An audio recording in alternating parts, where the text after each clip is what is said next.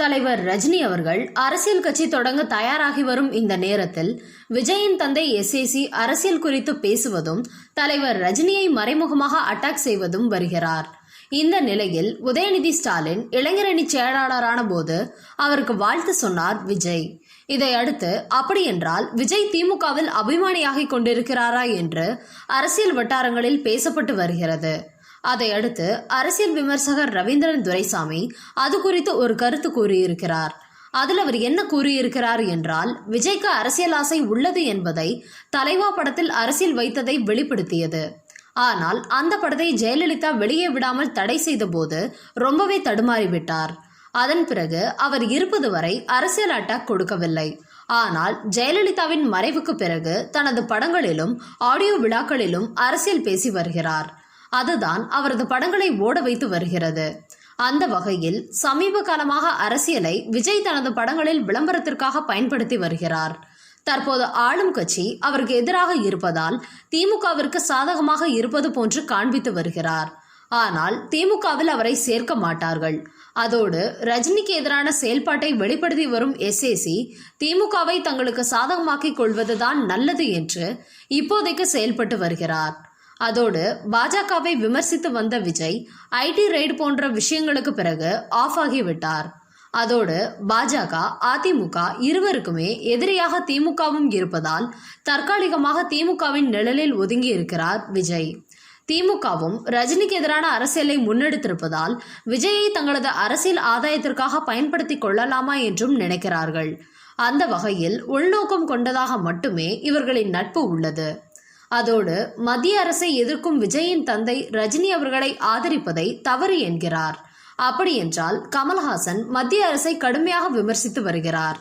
அப்படியென்றால் அவரை பாராட்ட வேண்டியதுதானே. ஆனால் அதை அவர் செய்யவில்லை. ரஜினியை மட்டுமே அவர் ஃபாலோ செய்வது, ரஜினியை பற்றி ஏதாவது சொன்னால் அதன் மூலம் தங்களுக்கு பப்ளிசிட்டி கிடைக்கும் என்று நினைக்கிறார்கள். கமல் சொன்னதை சொன்னால் யாரும் கண்டுகொள்ள மாட்டார்கள். அதனால்தான் ரஜினியை மட்டுமே விஜயின் தந்தை டார்கெட்டாக வைத்து செயல்பட்டு வருகிறார். இப்படி கூறும் ரவீந்திரன் துரைசாமி இன்னொரு தகவலையும் சொல்கிறார். தனது படங்களை ஓட வைக்க வேண்டும் என்பதற்காக மோடி போன்றவர்களை விஜய் எதிர்த்து வந்தால் அது அவருக்கு பெரிய பிரச்சனைகளை ஏற்படுத்தும். அந்த வகையில் மெர்சல் படத்தில் மத்திய அரசை அட்டாக் செய்த விஜய் வீட்டில் ரெய்டு நடத்தி ஒரு பெரிய பாடம் புகட்டிவிட்டது மத்திய அரசு. அதனால்தான் மத்திய அரசை இனிமேல் விஜய் நேரடியாக அட்டாக் செய்ய மாட்டார். எப்படி ஜெயலலிதா விஷயத்தில் அடக்கி வாசித்தாரோ அதே போல்தான் இனிமே பாஜக விஷயத்திலும் அடக்கி வாசிப்பார். அதோடு விஜய் என்னதான் திமுக பக்கம் நின்றாலும் அவர் மீது திமுக தொண்டர்களுக்கு ஒரு பற்றுதல் வந்துவிடக்கூடாது. அது உதயநிதியை பாதிக்கும் என்பதால் விஜய்க்கு அதிக முக்கியத்துவம் அவர்கள் கொடுக்க மாட்டார்கள். அவரை தள்ளியேதான் வைத்திருப்பார்கள் என்று கூறும் ரவீந்திரன் துரைசாமி, விஜயை பொறுத்தவரை தற்போதைக்கு ரஜினி அவர்களுக்கு சப்போர்ட் செய்வதுதான் அவருக்கு நன்மை பயக்கும். ரஜினியின் பலம் நிரூபிக்கப்படவில்லை என்றாலும் அவர் ஸ்டாலினை விட பெரிய தலைவராக வரக்கூடியவர். அதனால் இப்போதே ரஜினிக்கு தனது ஆதரவினை தெரிவிப்பது போல் பேசி வந்தால் அது விஜய்க்கு எதிர்காலத்தில் லாபத்தை கொடுக்கும். தேவையில்லாமல் அவரை சீண்டினால் அது விஜய்க்கு எதிர்காலத்தில் பெரிய நஷ்டத்தையே உருவாக்கும். மேலும் ரஜினியை கருணாநிதியை போன்று மோடி போன்று தலைவர்கள் எல்லாம் உயரத்தில் வைத்து பார்க்கிறார்கள். அந்த அளவுக்கு ரஜினி அனைவராலும் போற்றப்படக்கூடிய இடத்தில்தான் எப்போதுமே இருந்து வருகிறார். அதனால்தான் ரஜினி போன்ற பெரிய தலைவர்களை விஜய் போன்றவர்கள் அனுசரித்து செல்வதுதான் அவருக்கு நல்லது. அப்படி இல்லாமல் ஜெயலலிதாவிற்கு தனது ரசிகர் மன்றத்தின் ஆதரவினை தெரிவித்த போது நாங்கள் தான் அதிமுகவை ஜெயிக்க வைத்தோம் என்று மேடைக்கு மேடை பேசி வந்த எஸ்ஏசிக்கு தலைவா படத்தை தடை செய்து பலமான அடி கொடுத்தார் ஜெயலலிதா. அதனால் எதிர்காலத்தில் அரசியலில் பெரிய ஆளுமைக்கு வரப்போகும் ரஜினியை விமர்சித்து பேசி வந்தால் அது விஜயின் எதிர்காலத்தை பெரிதாக பாதிக்கும் என்று அந்த பேட்டியில் அதிரடியான கருத்தை தெரிவித்துள்ளார் ரவீந்திரன் துரைசாமி. இது ஒரு புறம் இருக்க, தலைவர் ரஜினி அவர்களின் 45 ஆண்டுகால திரையுலக பயணம் நிறைவடைந்ததை அடுத்து அவரை நோக்கி வாழ்த்தி ஏராளமான வாழ்த்துக்கள் சென்று கொண்டிருக்கிறது. அந்த வகையில் அவரது ரசிகர்கள் ஒரு வார காலமாக 45 இயர் ஆஃப் காமன் டிபியை உலக அளவில் ட்ரெண்டிங் செய்து கொண்டாடினார்கள்.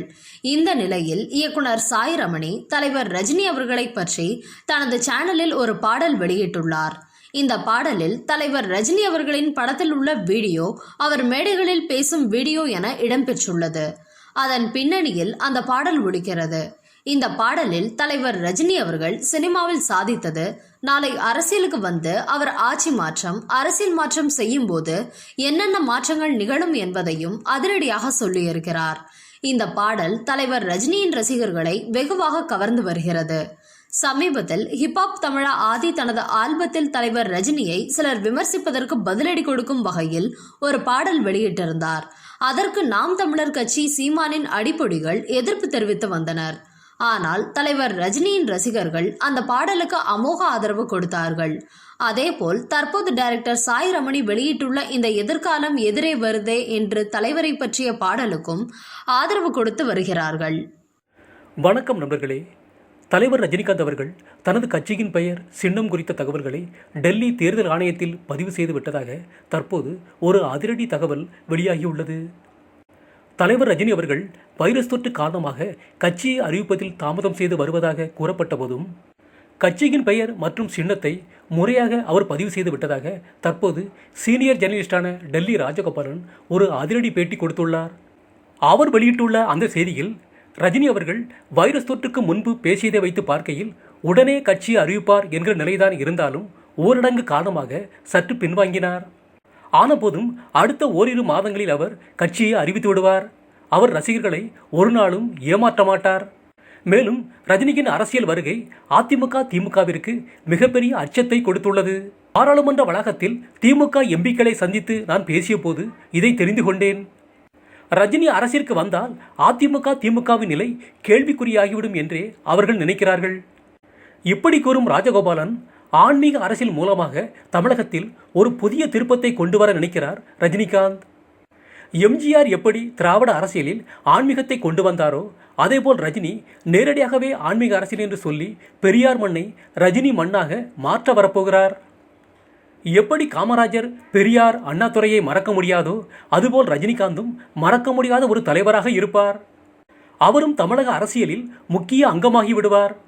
அதனால் ரஜினி அரசியலுக்கு வருவதில் திராவிட கட்சிகள் அச்சப்படுவதில் ஆச்சரியப்படுவதற்கு எதுவும் இல்லை என்று அந்த பேட்டியில் தெரிவித்துள்ளார் டெல்லி ராஜகோபாலன்.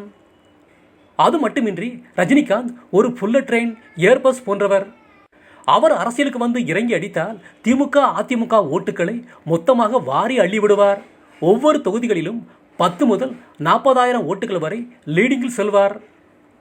தமிழ்நாட்டை ஆன்மீக பூமியாக மாற்றி திராவிட அரசியலை வீழ்த்த வரும் அவதாரம்தான் ரஜினிகாந்த். அதோடு தனது ஆன்மீக சித்தாந்தத்தை புகுத்துவார். மக்களின் வாழ்க்கை முறையை நெறிப்படுத்துவார். அந்த வகையில் வருகிற நவம்பரில் ரஜினிகாந்த் தமிழக அரசியலில் குதிப்பார். அவரது கட்சியின் பெயர், சின்னங்கள் டெல்லியில் பதிவு செய்தாகிவிட்டது. அதனால் தமிழ்நாட்டில் நவம்பர் மாதத்தில் இருந்து ரஜினியின் அரசியல் ஆட்டம் அதிரடியாக தொடங்கிவிடும் என்று ஒரு அதிரடி தகவலை வெளியிட்டுள்ளார் டெல்லி சீனியர் ஜேர்னலிஸ்ட் ராஜகோபாலன். இந்த தகவல் தலைவர் ரஜினியின் ரசிகர்களுக்கு மிகப்பெரிய இன்ப அதிர்ச்சியை கொடுக்கும் இனிப்பு செய்தியாக வெளியாகியுள்ளது. இந்த செய்தியை பற்றிய உங்களது கருத்துக்களை கமெண்ட் பண்ணுங்க. செய்திகள் பிடிச்சிருந்தா லைக் பண்ணுங்க, ஷேர் பண்ணுங்க. அப்படியே நம்ம சேனலை மறக்காம சப்ஸ்கிரைப் பண்ணுங்க. Thank you.